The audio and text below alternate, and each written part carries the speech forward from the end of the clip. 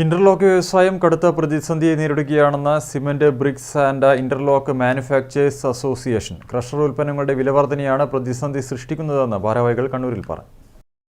Crusher ഉൽപ്പന്നങ്ങൾക്ക് അനുദിനം വില വർദ്ധിക്കുകയാണെന്ന് cement brick and interlock manufacturers association ഭാരവാഹികൾ ആരോപിച്ചു.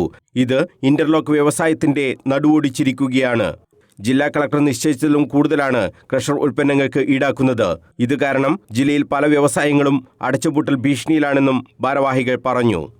ഉൽപ്പന്നങ്ങളുടെ അനിയന്ത്രിതമായ വിലവർദ്ധനയെക്കുറിച്ച് ബോധ്യപ്പെടുത്താൻ വേണ്ടിയിട്ടാണ്. കാരണം ഇപ്പോൾ കഴിഞ്ഞ ഒരു മാസത്തിനകത്ത് പലതവണയായി ക്രഷർ ഉൽപ്പന്നങ്ങളുടെ ക്വാറിയിലും ക്രഷറിനും വില ഒരു മുന്നറിയിപ്പും ഇല്ലാതെ ഇങ്ങനെ വർദ്ധിപ്പിച്ചുകൊണ്ടിരിക്കുകയാണ്.